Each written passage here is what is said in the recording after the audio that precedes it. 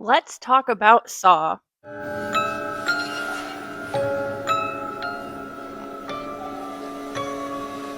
Saw is an American film that was released in 2004. 2004 was also 1 year after the US won the Iraq War, and it was the year that Paul O'Neill, Bush's Treasury Secretary, published a book about his time at the Bush administration and revealed that the administration was planning an attack in Iraq 9 months before 9/11. They were just trying to come up with a reason.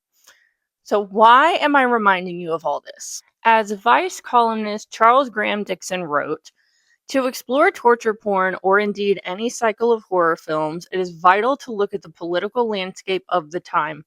Horror movies of the 70s, such as Texas Chainsaw Massacre or Last House on the Left, coincide with anxiety surrounding America's war in Vietnam. Slasher films of the 80s, such as Nightmare on Elm Street, vicariously mirrored Cold War fears, and torture porn's boom coincided with 9/11, the War on Terror, and the Iraq War. The torture during the Iraq War was so extreme and common knowledge that even I, as a child, knew about it. And the government wanted to convince us that it was good. Dick Cheney said about waterboarding that it's just a dunk in the water, which is exactly what the opening shot of Saw is. Images and footage and articles about the War on Terror were everywhere. Suzanne Collins specifically said that the desensitization caused by these images of torture being constantly thrown in people's faces was her inspiration for writing The Hunger Games. And that's not even my analysis of The Hunger Games. She straight up said that. Seeing torture in real life makes us feel awful and bleak and hopeless. Seeing it in a movie gives us a sense of relief. Many arguments on the psychoanalysis of horror films are that people want to feel scared in a safe environment. We get the fear and the adrenaline of watching someone be tortured in a movie, but we know that it's not real and that at the end of 2 hours, we're going to go home back to our normal, safe lives.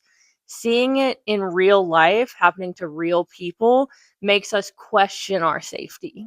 Therefore, in real life, we need to rationalize that the torture was deserved in order to make ourselves feel better. Like a movie script, the Bush administration crafted a narrative that torture was the only way to keep us safe and to punish the bad people trying to hurt us. Likewise, Jigsaw finds people that he decides deserve to be punished and are bad people that need to be tortured. And his standards for what deserves punishment are very low.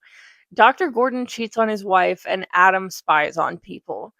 Which brings me to my next point, which is the Bush administration's electronic surveillance of US citizens post 9/11. The administration claimed to be surveilling American citizens as a means to keep them safe, but anyone else caught surveilling American citizens are evil and punished using torture. Jigsaw is punishing Adam for spying on people, but Jigsaw is spying on the entire torture scene by pretending to be a dead body in the room with them. And he even goes so far as to have Zepp surveilling through a video camera. Having a screen between you and the torturer desensitizes you and makes you feel removed from the situation, like you're not involved, even if you're an accomplice like Zepp. And the US government might have been the ones performing the torture that we were all viewing on TV, but the US citizens that voted for the administration are accomplices. And like I said at the beginning, the Bush administration was already planning to invade Iraq before the 9/11 attacks. They just needed to find a reason. Jigsaw has already premeditated his tortures. He just needs to find someone to do them to. Punishing bad people wasn't ultimately what was important to Jigsaw. It was just an excuse to justify wanting to torture people.